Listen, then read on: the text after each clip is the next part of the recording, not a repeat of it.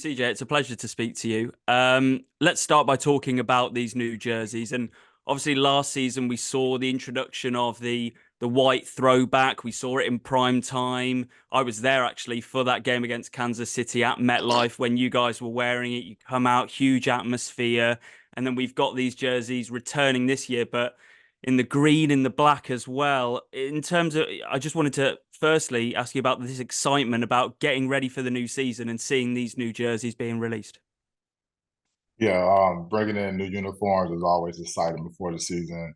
Obviously, keeping our legacy white uniforms from last year is exciting, but now we get it in green and black. So when I first saw the uniforms and saw my name on the back of the green jersey, I was very excited. Just to be able to wear another throwback uniform. I never got to wear one before in my football career, college or NFL. So that was very exciting. Just the combo, the green and white helmet, then you get the green and white pants. It looks really good on the field. I definitely saw the picture, so I'm excited to wear them during the season. But just looking forward to it. We get to represent a great time in the Jets' history. Represent the legacy uniforms from the New York Sack Exchange. But now we get to bring these new style with new color uniforms back, and also start a new legacy for ourselves. You mentioned their new legacy and obviously going back to the sack exchange, and it's the New Jersey sort of remembering that moment. It's an important moment, those 1980s, for the New York Jets fan base. I'm just wondering now, looking at the current defense as well that the New York Jets have, whether you see similarities in terms of how special it can be, not just that defensive front, but the whole group collectively as a unit. How special can they be this year, do you think, the defense? Yeah, well, we've proven to be very special as a defensive line the past few years. So now it's just time to take it to the next level. We create a lot of havoc off the edge, up the middle with Quinn and then our edge rushers. Signing Reddick this offseason was very big. So just add another element, and the way we rotate on our defensive line, we can always stay fresh and stay active. So now it's time to start taking those sacks and making them sack fumbles, sack touchdowns, and just having those guys go crazy. And then, the DBs and linebackers are doing what they do best, covering and hitting people in the back end so they have time to get after the quarterback. I suppose I've got to congratulate you on your new 2-year deal as well. And as a Jets fan myself, I know how integral you are at the heart of that defense. Many see you as the heart and soul, alongside Quincy Williams as the two linebackers. Many people believe that you're one of the best linebacker pairings in the NFL. I just wondered, as a leader and the qualities that you have as a defensive captain last year, how much you're enjoying your time on the New York Jets right now, and that role and responsibility of being a leader as well. Yeah, well, I appreciate you. But yeah, man, it's very exciting. These last 5 years, well, 6 years now as a New York Jet, it's been pretty much life changing as far as my NFL career. I've grew into this new version of me being a leader, like a full leader. In my past, I've been times I have to talk a little bit or say some things, but if I could just sit back and watch people that my veterans and the other guys that I play with, I can watch them lead. So I was always a leader by example because I didn't have to say much. But when it's time to say something, or when you feel something's not right, or like something needs to be said, some people have the ability just to get out there and say it, and it took me a while to do that. But been in some strenuous and tough situations as a New York Jet, dealing with some things I've never done with in my NFL career, allowed me to find my voice and learn how to express and talk to my different teammates and talk to coaches and build a relationship with players on and off the field. So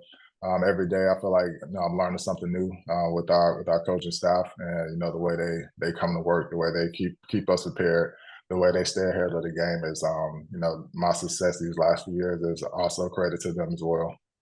Obviously, we've got the NFL draft coming up in the next couple of weeks, and it's a busy time. A lot of young college players ready to make that move, that big step up to the NFL.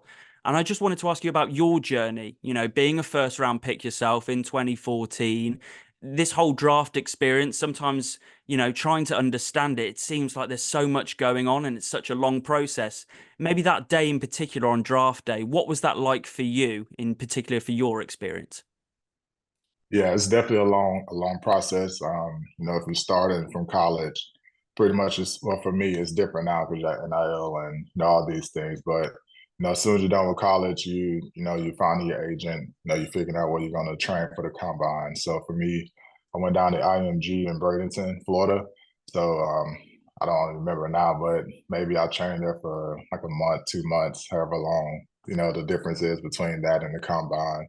So, you're prepping for, the different workouts, you're doing like school work because, you're getting ready for how the teams are going to ask you questions, learn how to write plays on the board or, having the proper whiteboard etiquette. So if you stand, so I'm left-handed. So when I write, I have to, go across the board, but then I have to stand off to the side. So, the whole room can see the board. So you just learning a whole bunch of things that you like really didn't know that you had to learn. So IMG really prepared me well. When I got to the combine, I did great in the classroom when coaches was asking me about plays. A lot of that credit goes to Coach Saban and Coach Smart from Alabama, just being in that difficult defense and learning how to make calls and communicate on the sideline and through your teammates. So I definitely been prepped, very well once I got to the league. Then after the combine, now you go back to train some more because you have to get ready for pro day. So once you do pro day, now you have a little break to hang out with your family. Then now it's time to get drafted. So I got drafted in 2014, and that was the last year where it was just in New York. That's when they started to move it, to different places after that. So it was very special for me because I was in New York and I'm from Alabama, so that was just mind blowing just to even think about. I got to bring at least 30 plus family members, so that was special as well. So just to have everybody else supporting me and just being part of a special moment. And finally my name was called, the first round. It was a great experience, a great moment. I thought I was gonna be like a little, kind of like crying or feeling like I was just on a different high. But I got picked at 17, but it took like 2.5 hours. So by that time, I was just ready to get up and go because my back was hurting just from sitting down. So once I finally got called, it was great. It was a fun time, and the rest is history. Well, there's a lot of college players who are about to go through that very special moment in the next week or so. And I was just wondering, for the players who come into the Jets organization from this draft class, what's that first piece of advice that you're going to say give to them in terms of to help them on their journey and maybe to prepare them for what's to come in the Jets organization? Main thing for them, for any rookie coming in, first, just find your establishment, whatever position you're at, get that position coach's number so you can always have contact with him just in case anything goes wrong. And after that, find a special team coach's number because that's going to be your best friend as a rookie. That's going to be your first ticket to, making a team, especially if you're not, first, second round draft pick or, top skill guy, you're going to be playing special teams. So once you get those two numbers, then you get your head coach's number because you're going to need his number as well. And after that, then it's time for you to get to work. Well, there's going to be obviously we're here talking about the new jerseys that are going to be released for the Jets, and obviously there's going to be new players wearing them, whether that's in the draft or the business that GM Joe Douglas has been doing this off-season, improvements on the offensive line, in the defense, wide receiver as well with Mike Williams coming in. I just wanted to get your thoughts on some of these exciting new additions that are going to be coming into the building. It's very exciting. It's been a busy off season. Joe D's been, balling, signing players and doing his things.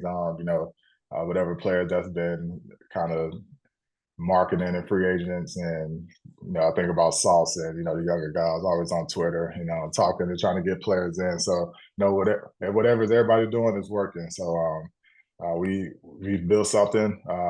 We've shown and we've proven that we can be a team that can make plays and do some damage in this league. So now it's time for us just to keep putting pieces together. We keep revamping. We still have a good amount of our core together, which is really important for our team as a whole.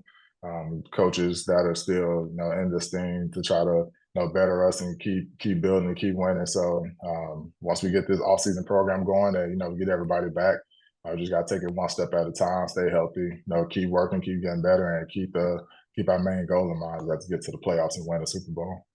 Final couple of questions from myself, CJ. I just wanted to ask about Aaron Rodgers coming back as well. And obviously, with how last season, ended for him, 4 plays in on that big night on Monday Night Football. I just wanted to get your thoughts on how the team dealt with that at the time, but then now looking ahead and the positivity. Aaron recently said in a podcast how coming into New York, it's made him fall in love with football once again. I suppose to have people on the team ready to go like that who are all in, it must be really exciting looking ahead to a big season.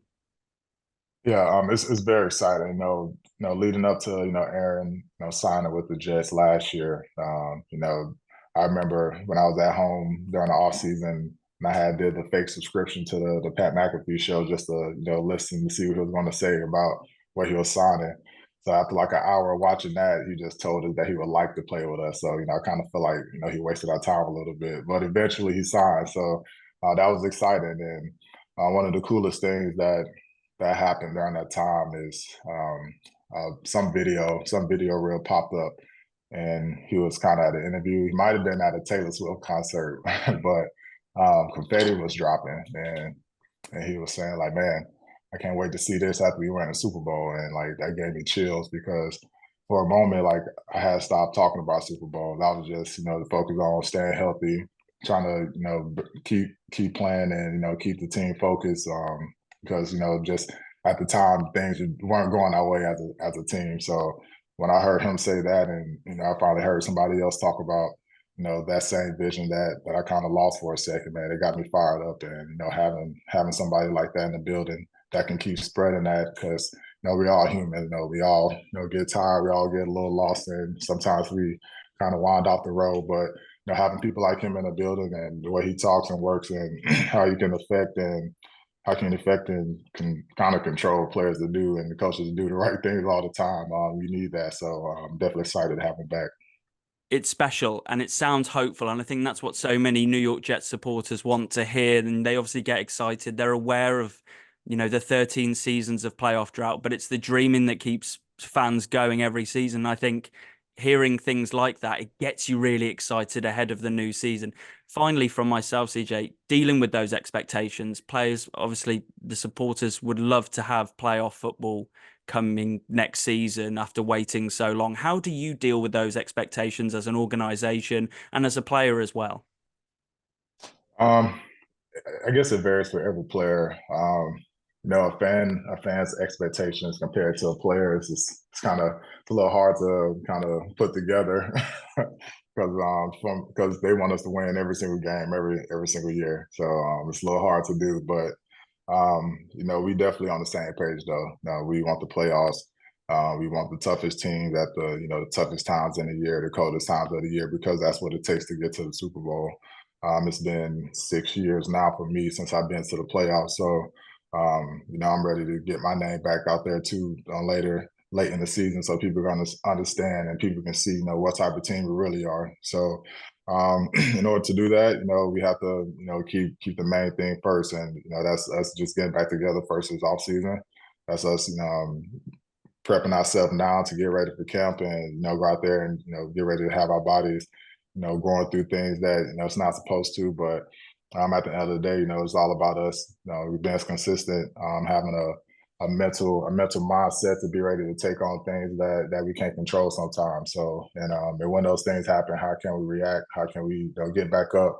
And how can we find out a way to win the game? So at the end of the day, it's about us winning. It doesn't have to be pretty, it doesn't have to be a blowout, but it's about winning, and that's what we have to do. Well, I can't wait to see you guys next year ball out in those new jerseys as well. I'm going to be definitely buying one, that's for sure, and putting it on the wall behind me. Thank you so much for your time, CJ. An absolute pleasure as always. Thank you for having me. On AM, on DAB, via the talkSPORT app, and on your smart speaker. talkSPORT.